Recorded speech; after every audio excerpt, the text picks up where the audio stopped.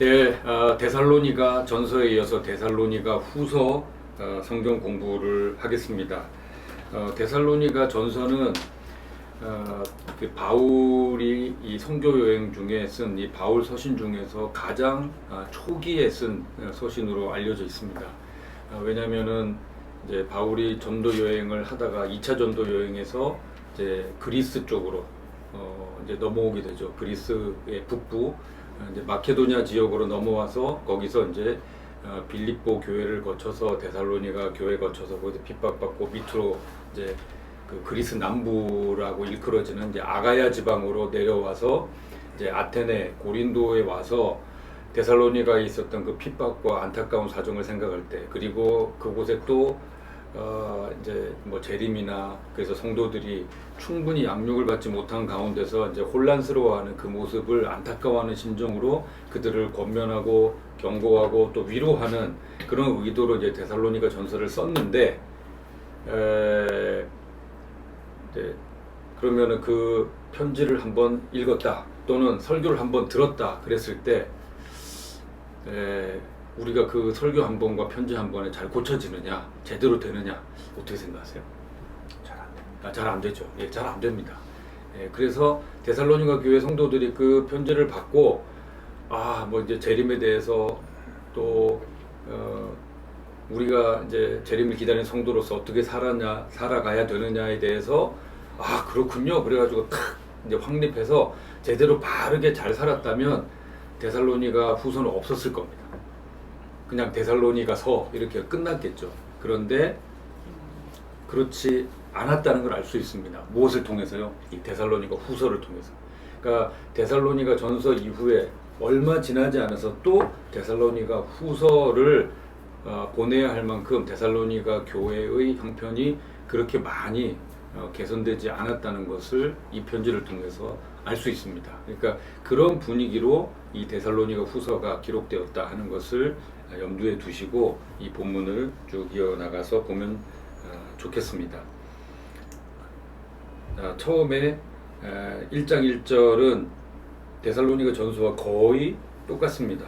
바울과 실로아노와 디모데는 하나님 우리 아버지와 주 예수 그리스도 안에 있는 데살로니가인의 교회에 편지하노니, 그 1장 1절 데살로니가 전서하고 거의 똑같습니다. 여기에 그대로 이 멤버들이 나타나 있죠.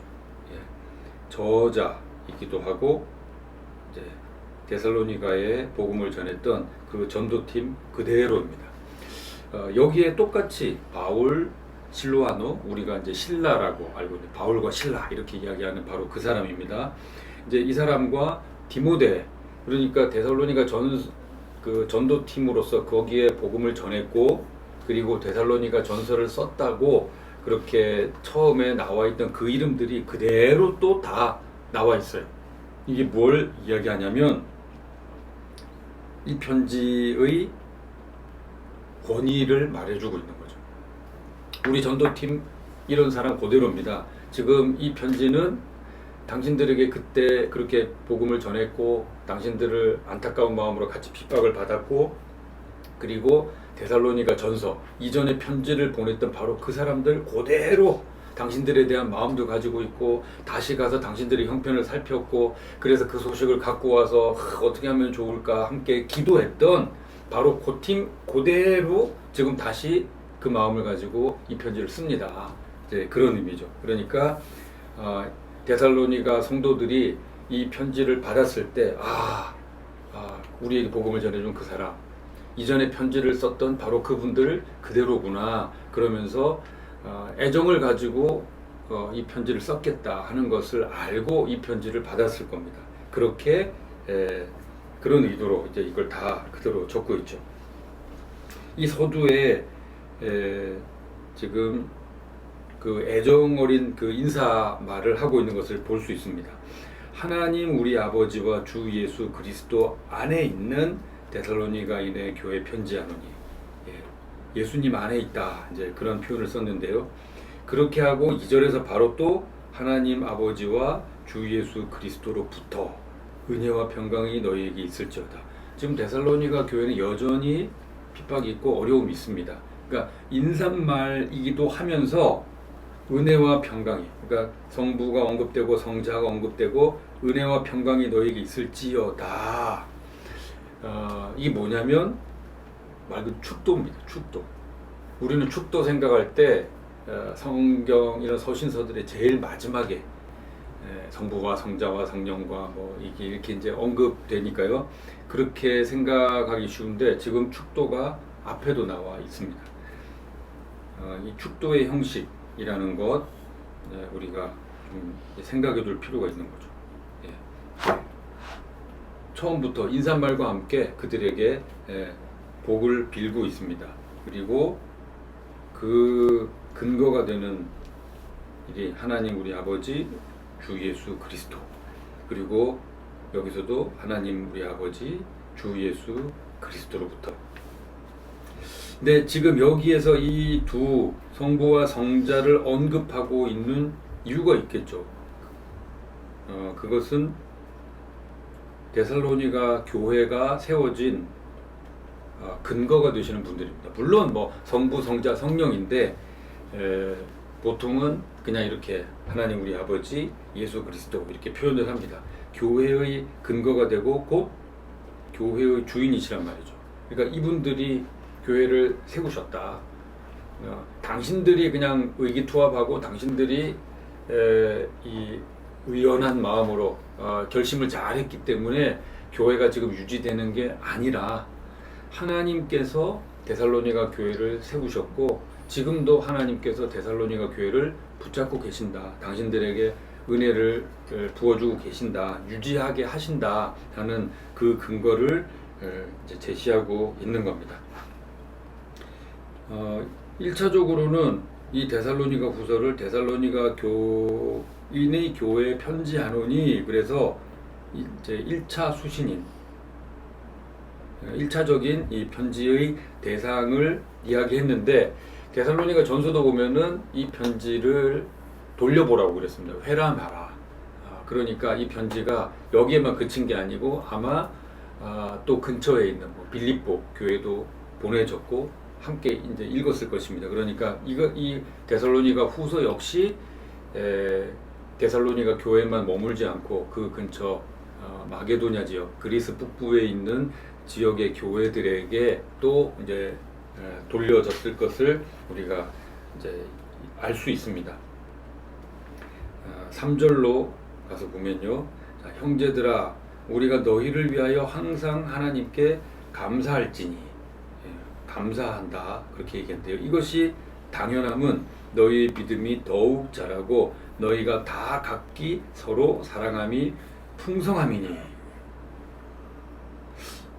저 분명히 데살로니가 후서를 쓰는 그 의도, 이유를 지금 처음에 말씀드렸습니다. 데살로니가 전서를 보냈는데 그걸로도 데살로니가 성도들이 온전히 바른 기준으로 제대로 사는 것이 이제 확연하게 잘 보이지 않았기 때문에 어쩔 수 없이 다시 데살로니가 후서를 보냈다, 이제 그렇게 말씀을 드렸는데요. 뭐 그건 당연한 거죠. 그런데 지금 여기에서는 데살로니가 이 후서를 꼭 쓸 필요가 있었나, 그런 생각을 하게 만듭니다. 왜냐하면 우리가 우리 전도팀인데 이 팀이 너희를 생각할 때 그냥 감사가 넘친다. 왜냐하면 너희 믿음이 더욱 자라고 너희가 각기 서로 사랑함이 풍성합니다. 이것은 데살로니가전서 마지막에서도 이제 칭찬했던 부분이죠. 너희가 이렇다.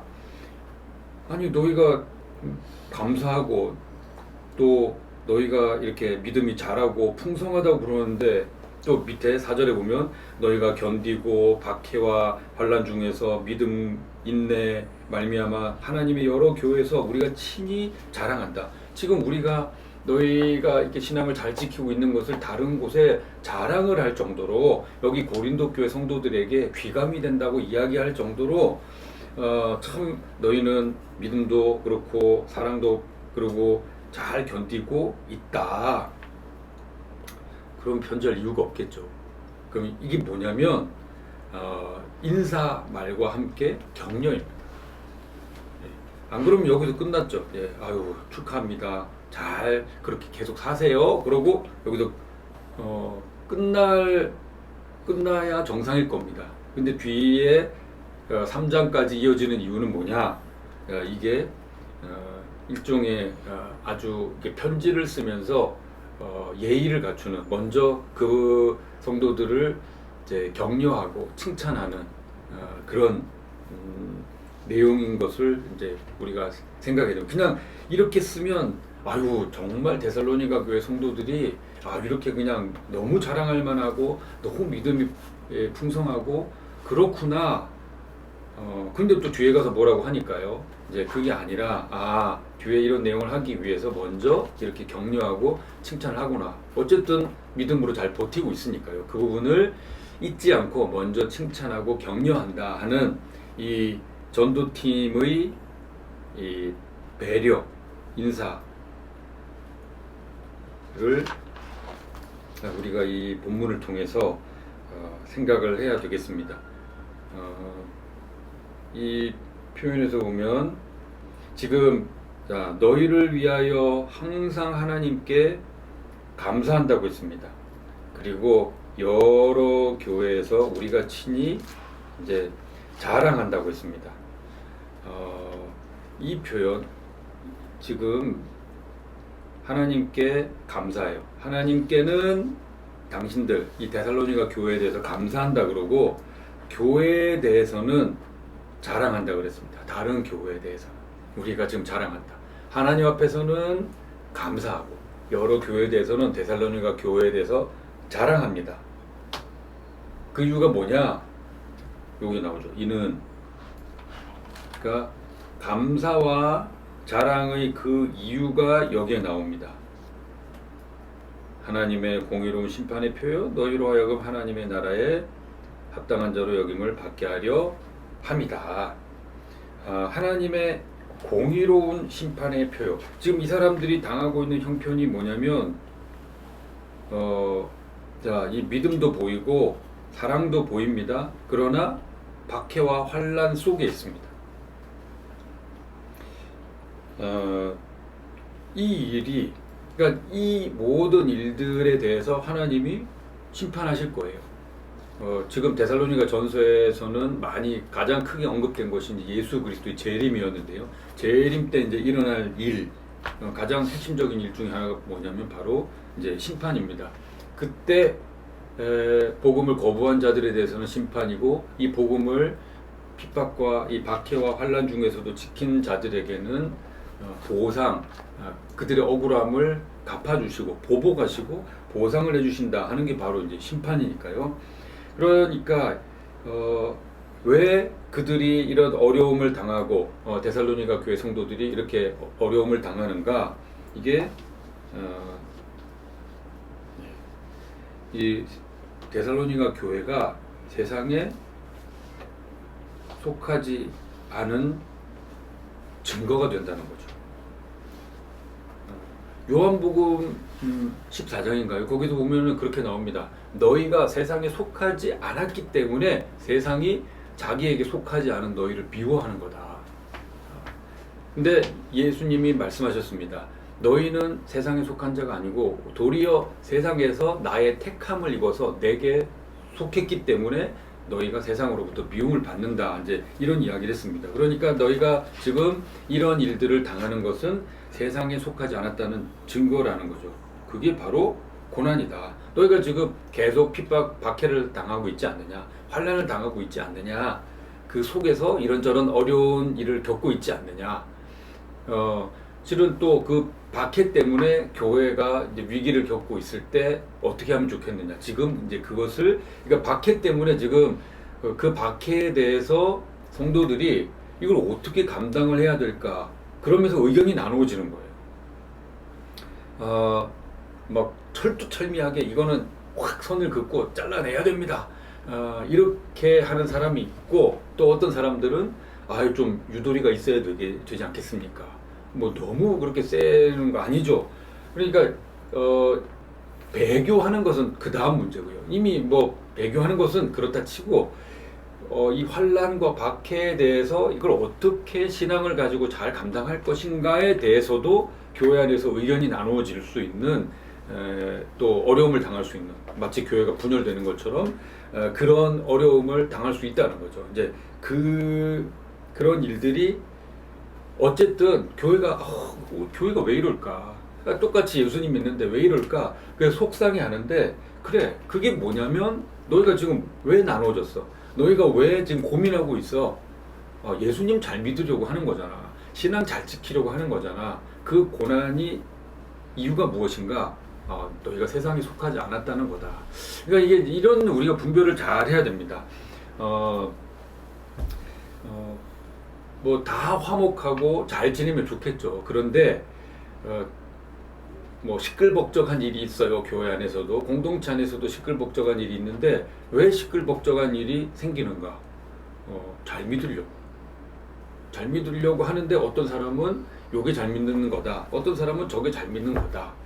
근데 분명히 성경에 진리 차원에서 그건 아니지라고 선을 그은 게 있습니다. 그런데 그게 아닌 경우가 사실 우리의 실생활에서는 훨씬 많습니다. 그러니까 그 모호함 때문에 형편에 따라서 사람의 그 형편에 따라서 상황에 따라서 그 교회의 입장에 따라서 이게 약간 뭐가 맞는지 잘 모르겠어요. 그럴 때 교회가 왜 이 모양이 하나 되지 못하고 할 게 아니라 저들도 하나님을 섬기려는 모습이다.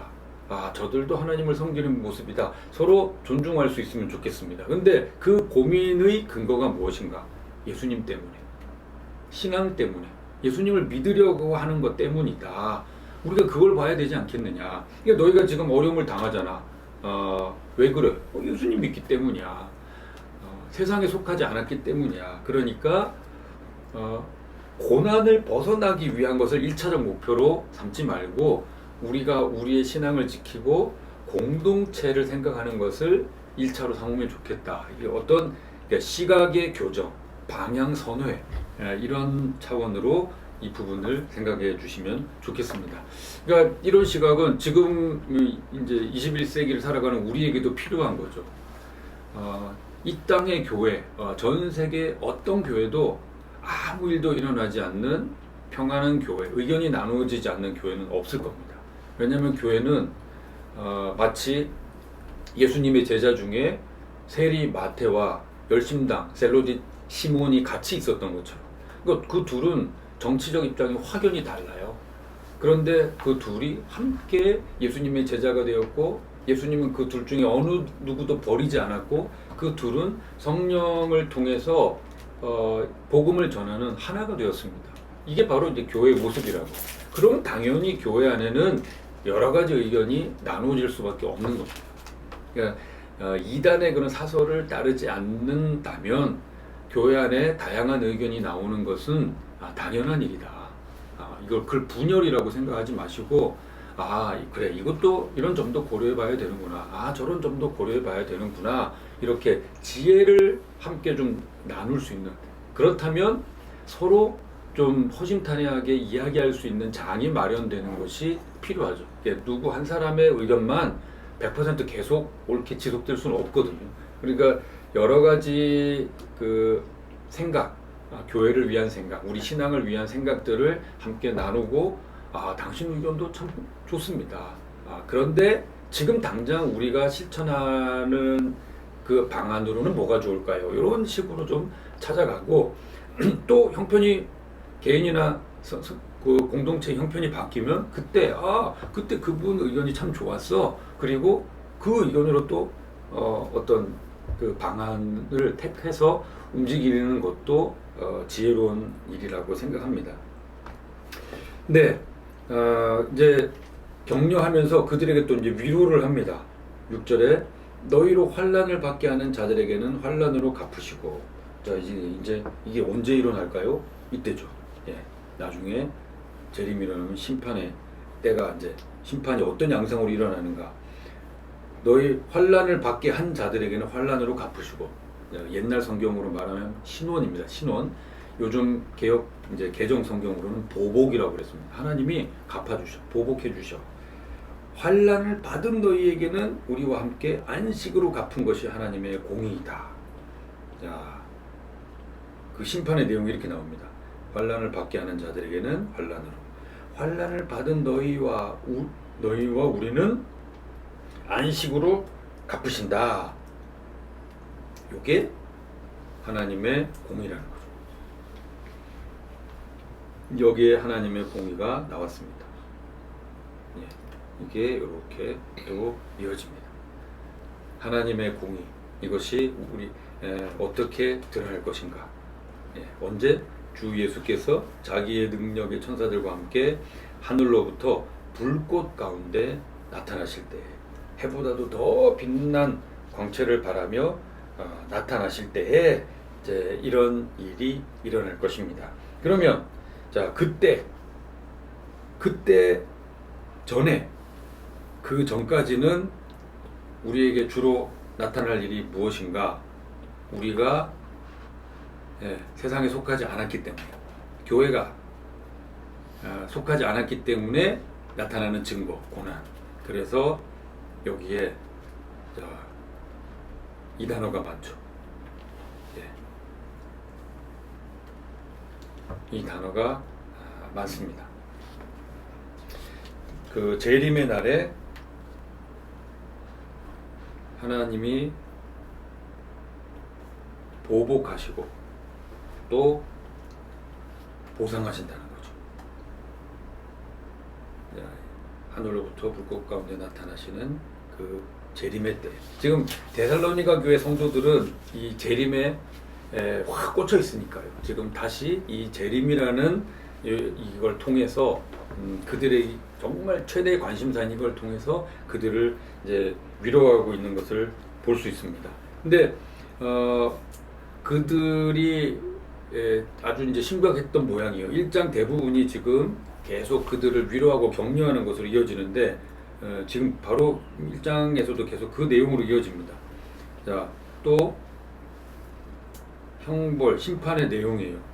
하나님을 모르는 자들과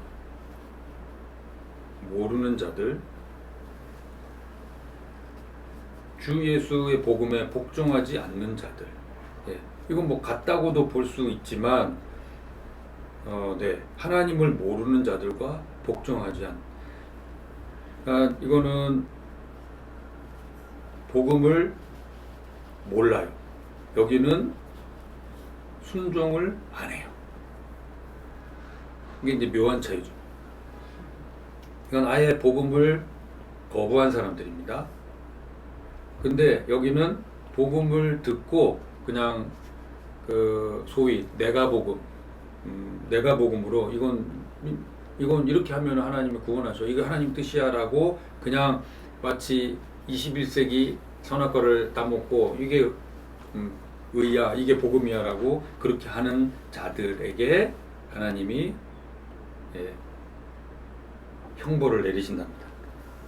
그리고 이런 자들은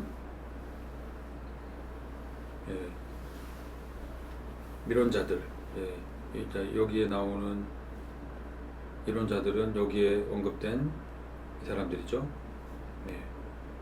이 사람들은 주의 얼굴과 그의 힘의 영광을 떠나 영원한 멸망의 형벌을 받으리로다. 이게 간단한 문제가 아니라는 것을 알 수 있습니다. 형벌을 받으리로다. 복음을 모르는 사람들은 박해를 했습니다. 이런 식입니다. 그리고 여기는 순종하지 않는, 그러니까 복음서에 나와 있는 표현들로 하면은 예수님의 비유 안에서는 가라지, 밭에 같이 있어요. 밭에 이게 알곡인지 가라지인지 구별하지 못하게 다 그냥 한 밭 안에 있습니다. 그러니까 교회라는, 내가 지금 어느 교회 다녀요, 이걸로 안심할 수 없다는 거죠. 어느 교회 다니는 그 교회라는 밭 안에, 하나님의 밭 안에 가라지가 있어요. 염소라고도 볼 수 있습니다. 양 비슷하게 생겼어요. 근데 양이 아니에요. 염소입니다. 그 순종하지 않는 자들이 어떻게 되느냐? 영원한 형벌을 받습니다. 근데 아니 교회 다니는데도 그럴 수 있나? 네, 그럴 수 있습니다. 잘 보십시오. 자, 하나님을 모르는 자들이 있어요. 하나님을 모르는 자들이 지옥에 갔습니다. 지옥에 가는 거죠. 아, 당신 왜 지옥 갔어요? 아, 나 예수님 안 믿었어. 내가 그럴 줄 알았나? 아니, 그것만 믿는다고 내가 뭐 천국 간다고 이런 거 하는데, 아이고, 제대로 안 들리더라고. 난 안 믿었지. 그래서 지옥 갔군요. 네. 그래서 지옥 갔어요. 자기가 안 믿었으니까. 그럼 난 안 믿었으니까 지옥 가는 거 뭐 어쩔 수 없다. 뭐 예를 들어서 양심적으로 착하게 살았다. 근데 꼭 예수님 믿어야 구원받는다고 그렇게 했는데, 그거 그냥 목 같은 소리로 여기고 말도 안 되는 소리 하고 있어. 나 사실 내가 살면서 그렇게 했다. 그래서 내가 지금 지옥 왔다. 네, 이런 사람이 있을 수 있습니다. 어떻게 보면 이 사람들은 억울하지 않아요. 왜냐면 그냥 이 복음을 거부하고 나 예수 싫어. 예수 안 믿어. 기독교 싫어. 이렇게 하고 살았으니까요. 문제는 예수님을 잘 믿는다고 생각하고 교회 다니고 뭐 이렇게 한 사람들이 가만히 보니까 이렇게 복종하지 않았다 그래가지고 가라지가 되고 염소가 됐던 사람들이 있습니다. 예수님이 이 사람들이 나중에 이때 재림의 때 심판이 임할 때에 이들의 반응에 대해서 말합니다. 뭐라고 하셨냐면 슬피 울며 이를 갈미 있을 것이다. 왜? 억울하니까. 나 교회 다녔는데 나 왜 그래요? 나 주여 주여 했는데 왜 나 모른 척해요? 내가 교회도 다니고 뭐 이렇게도 하고 이렇게도 하고 나 할 만큼 했는데 왜 나를 이렇게 하냐고. 그래서 이 사람들이 슬피 울고 이를 가는 그 사람들입니다. 이 사람들이. 이 사람들이 아니에요. 이 사람들은 슬피 울고 이를 갈 이유가 없어요. 자기들 한 짓이 있으니까. 근데 이 사람들은 당연히 천국 갈 줄 알았는데 이렇게 된다고 하니까, 형벌을 받게 된다고, 영원한 멸망의 형벌을 받는다고 하니까 이 사람들이 억울해서 슬피 울고 이를 갑니다. 네, 우리가 이건 이제 경계를 해야 되죠.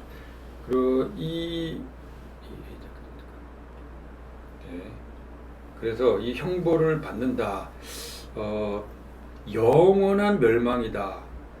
이거는 구제의 기회가 이제 없다는 겁니다. 다시 그들에게 복음이 제시되지 않아요. 구제 기회 없습니다. 거기서 막 해가지고 모범적으로 지옥 생활을 잘 견뎠더니 뭐 한 1000년 후에 천국으로 구제한다, 이런 거 없습니다. 영원한 멸망의 형벌이라고 그렇게 분명히 성경은 말하고 있습니다. 이게 위에서 이야기한 이 보복의 대상이에요. 대상. 누구냐?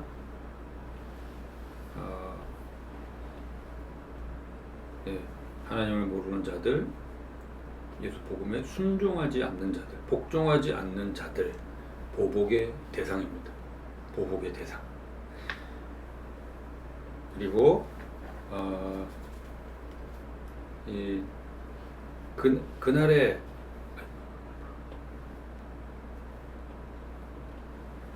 그가 강림하사 그의 성도들에게서 영광을 받으시고 모든 믿는 자들에게서 놀랍게 여김을 얻으시리니 이는 우리의 증거가 너희에게 믿어졌습니다. 자, 이게 또 반대의 이야기를 하죠.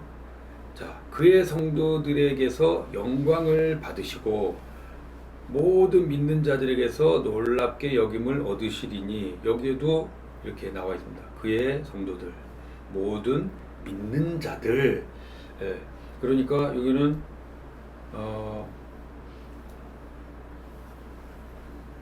여기는 이 복음을 받아들여요.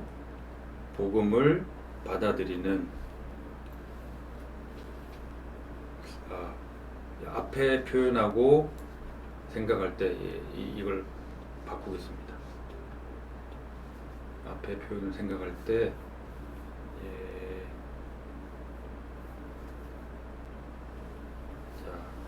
하나님을 아는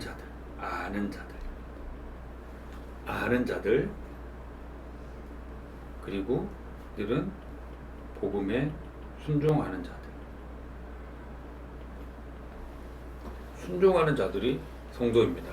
이런 표현은 그 성경이 가까운 것, 가깝게 언급된 것부터 먼저 이게, 그러니까 여기에 지금 하나님을 모르는 자들과 복음에 순종하지 않는 자들 이렇게 언급했잖아요. 그래서 요 가까운 것 먼저 그의 성도들, 순종하는 자들, 믿는 자들, 모르는 자들 이렇게 해서 그들을 통해서 영광을 받으실 것이다. 이거 너희가 잘 알고 있지? 이러면서 여기에서는 자, 보상의 대상, 이 위에서는 보복의 대상, 이 두 절을 통해서는 보복의 대상에 대해서 언급을 했고요. 10절에서는 재림 때 하나님이 누구에게 보상을 하시는가. 여기 지금 보복과 6절과 7절을 통해서 보복과 보상에 대해서 이야기를 했어요. 그 대상이 누구냐? 8절 9절에 모르는 자들, 순종하지 않는 자들. 그럼 누구를 보상하시느냐? 복음에 순종하는 성도들, 그리고 하나님을 아는 모든 믿는 자들. 하나님께서 예수님의 재림 때에 보상을 하실 것이다. 이제 이렇게 이야기했던 것입니다. 네, 오늘은 여기까지 하도록 하겠습니다. 감사합니다.